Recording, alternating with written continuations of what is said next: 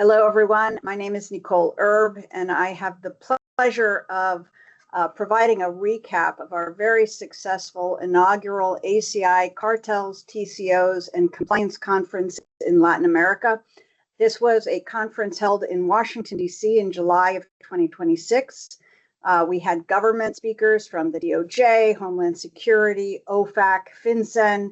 We had representatives from the government in Mexico. We had a panel on Brazil and the impact of TCOs in Brazil.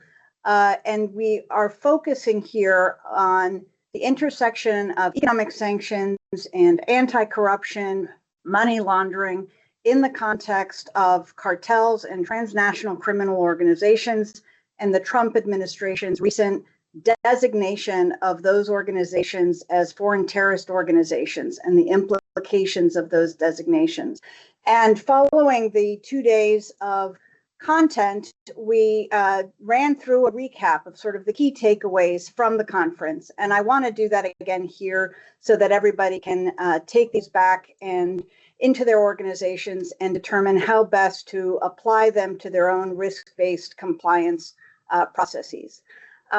So firstly, looking at this from an enforcement perspective, what we took away from both the public and private sector speakers was that the U.S. government is taking a whole of government approach with the objective of eliminating cartel and the TCO threat to the United States. And this is an objective that the Trump administration came into office in January of the second Trump administration with this as a top priority, and it has been a sustained top priority over the last year and a half of the President Trump's second term. So what we are seeing is the DOJ focusing on this, OFAC, FinCEN, Homeland Security, the DEA. Everyone is shifting priorities to come together and work across agencies to tackle this threat. They are looking to designate as many cartel-connected persons as possible as part of this endeavor. And we are seeing that through the OFAC designations that are cross-agency cooperative measures where OFAC is designating not just the cartel leaders, but networks of participants in cartel-related activity. Here, with the FTO designation, the Foreign Terrorist Organization designation, and the Material Support Statute under U.S. law, these authorities give the United States expansive extraterritorial jurisdiction and broader enforcement power, both against U.S. actors and non-U.S. actors. There is a lower burden of proof under this statute for criminal intent. A party's knowledge can be enough in certain circumstances. And as a result, we can expect to see greater U.S. government actions in the coming weeks, months, including potentially more FCPA actions and money laundering actions that cross over into cartel related enforcement actions. And we saw that recently with the DOJ's Scholar enforcement action that preceded our conference in July. We can also expect to see continued OFAC sanctions designations and enforcement actions in this space, and of course, additional FinCEN actions as well. As we're considering mitigation, one of the points that was discussed at length in the conference was the potential mitigation value of early voluntary self-disclosures. And this is a point that has been debated a lot in the context of the mitigation value of coming in early versus the risks associated with coming in and disclosing something to the government. And the message that we were hearing at the conference was that there is an increased value in early engagement with the government than maybe there has been previously.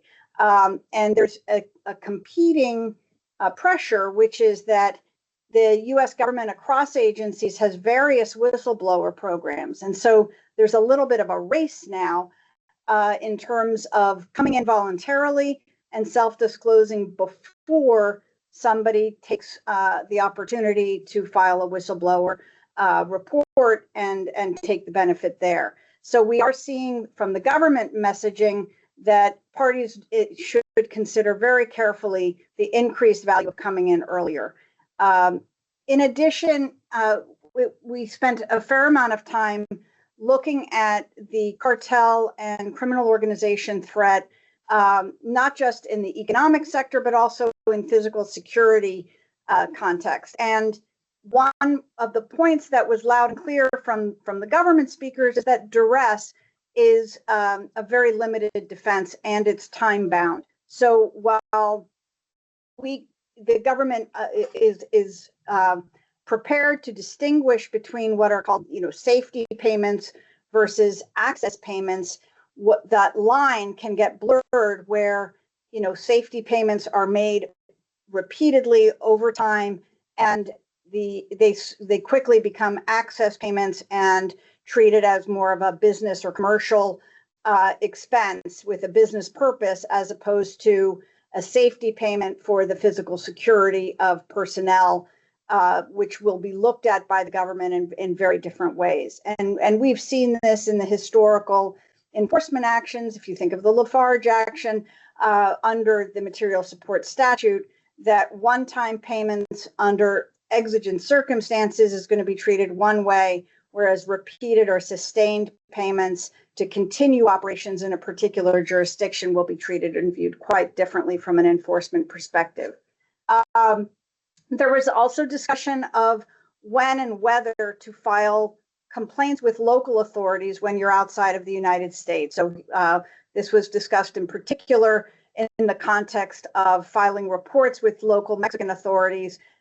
There was a view expressed that filing with the local authorities is important because absent those filings, it can create an atmosphere where these organizations can act with impunity, where there's very little consequence locally for them taking these illegal and illicit actions. But there was also discussed the risks of reporting locally, which is that there can be leaks, and that leaks to the media or other leaks can create security risk for persons involved. And there were some examples of this discussed. So, I think the takeaway here is know who you're speaking to when you are reporting to local authorities. Consider using an intermediary or a third-party interlocutor to help manage the dealings with the local authorities, and just be very cognizant of the circumstances and the particulars of the case that you're reporting on to understand what the competing security and other risks might be.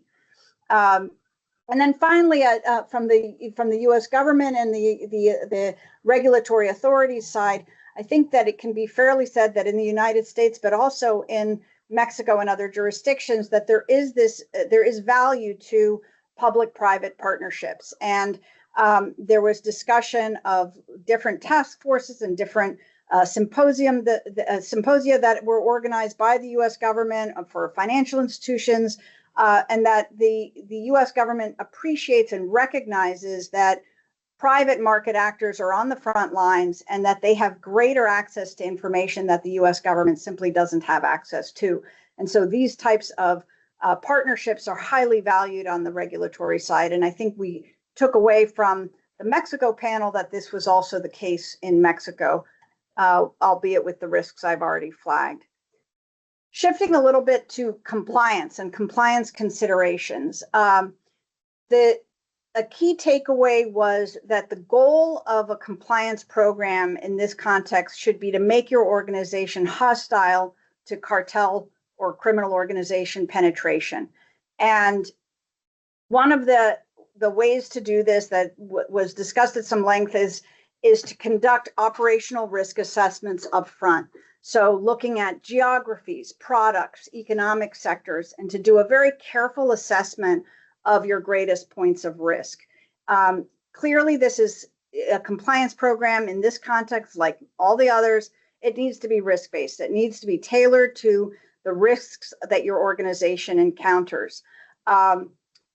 Another theme that came across loud and clear was that when we are dealing with cartel and criminal organization threat, we are not just talking about sanctions or just talking about corruption or just talking about money laundering. And so the compliance programs that are set up to address those different threats, they need to come together, right? It needs to be more centralized compliance and avoiding siloed functions. You want your AML team speaking to your sanctions teams, speaking to your anti-corruption and anti-bribery teams, looking at working together with your fraud teams. So everybody needs to be sharing information and working together to combat this, because it's not just a money laundering or just a corruption problem. This can permeate different aspects of your compliance function, and you want everybody to be on the same page. There were also discussions around how where compliance is siloed, things get missed or handled in an inappropriate way internally within the organization, so that the threat is actually not effectively mitigated. Another theme was the changing technology in compliance and the need to embrace data and to leverage these new technologies to improve your compliance functions. In the AML context, we discussed shifting from a rules-based approach to a data and an AI-driven approach. Here, there was a lot of discussion on the difficulties combating these threats, because it's not just a question of screening or UBO screening or UBO diligence, but we're now talking about having to cover networks and having to screen networks. And if we look at some of the recent OFAC designation actions, there we can see that OFAC is going after network designations, not just vertically, but also horizontally. And so this is something that compliance functions need to adapt to as well, that we're not simply looking at UBO screening, but we're actually looking at broader networks and identifying customers, and counterparties, and who are they dealing with. And when you're looking at a newly designated person, how do you screen your vendors, your customers, to capture networks that may be at play here, not just with the individual or the entity that is the hit on the newly designated person on the sanctions list, for example. So there was discussion on how to conduct these network analyses. How do you engage in enhanced due diligence that captures that network threat? And there was a lot of discussion on the use of new technologies and new screening tools that can help with those challenges. Similarly, there was a lot of discussion on how to use AI and other tools to improve the quality of SARs. That when submitting SARs, there was a fair amount of discussion on the SARs being of limited utility, where the SAR does not help with that network assessment, and ways that companies can use technology to improve the quality of their SARs when they're submitted. Another related point was the importance of adverse media searches in routine diligence, that in addition to screening lists and screening UBOs, that adverse media needs to be brought into those threshold screenings, so that this can help, again, with capturing the broader network risks that may be associated. So that somebody may not be on a list, but there may be some article or some indictment or something that is out there that you wouldn't have captured had you not done that extra adverse media search. In terms of thinking about the how often to screen and how to keep your compliance dynamic, there was a fair amount of discussion of this whack-a-mole concept, right? That these organizations and cartels are using underground systems and mechanisms, and they are constantly changing their way of operating to evade the compliance tools and the regulatory enforcements that tools that are at the government and at private actor disposal. And so there was discussion on the importance of not having compliance become a static enterprise, but rather to make sure that it's dynamic. That there was discussion as well about how to actually do this, right, when you're looking at large volumes of data. And here again, there was a focus on use of AI to try to think about this in a phased approach. So if you do an operational risk assessment, then you phase your diligence focusing on the areas of highest risk. You use your tools to pull in large volume data, but then using AI, you try to reduce your data set so that you're filtering out and you're working from a more manageable data set to then run your screening and do your testing. There was also a focus on making sure that in that exercise that you're integrating information from all different areas of your compliance function. And so you're improving as you are doing this periodically. Every time you do it, you're integrating information, let's say from periodic benchmarking or from media research or from site visits or hotlines, and you're including and integrating that additional data into the next round of review. Obviously, a lot of this is easier said than done, and so there was discussion about resources and the increased resources needed. And again, this was juxtaposed against how to leverage technology to manage that increased effort on the compliance teams. There was discussion on, and I think a lot of parties, participants in the conference were already doing this, of managing compliance risk through coding systems internally and to share those coding systems across compliance functions. So here, you know, if you have a high, medium, or low, or red, yellow, green coding, that you're using that coding across your different compliance functions to try to make sure that everybody is focused on the same high risk areas and combining tools to address those. This next point was something that I think is very valuable for private actors to consider how best to implement it. It's going to be different if you're a financial institution versus a corporate, but it was a recognition, just like the government and the regulators are recognizing that the private sector is on the front lines. Within an organization, you have your compliance function and you have your business teams, and it's your business teams that are on the front lines. And so we often discuss having compliance become more integrated with business and giving business the training and the compliance trainings. But here there was a discussion that it's equally important, if not more so, for the business teams to be educating compliance here, to be able to say these are the types of activities that our team is engaging in, and getting quite granular so that together business and compliance can identify the risk areas where cartel or criminal organization penetration can actually occur within the organization. And so there was discussion of having a compliance person on the business team, but also having a business person on the compliance team, and having that be a little bit more of a two-way street rather than just compliance speaking to the business about the do's and don'ts. There were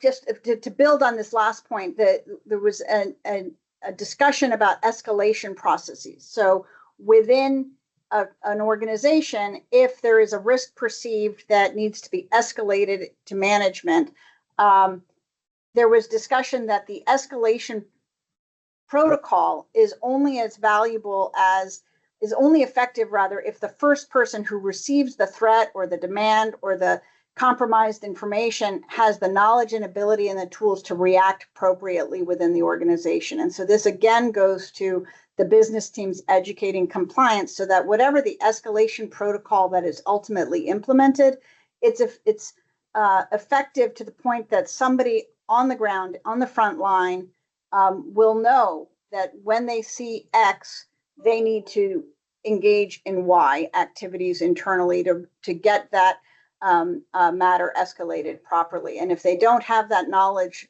of when to do it, that first person, that first contact, then the escalation protocol really isn't going to be effective. There was a flag that in this context of escalation protocols and managing external threats, to look out for what are known as cartel imposters. And this was something that was more common than I had appreciated before the conference, just listening to the stories from people in attendance, that these cartel imposters are, this is a very real problem. And from a compliance situation, it's very difficult to manage and to be able to work within your organization to discern what is a real threat and what is a cartel imposter.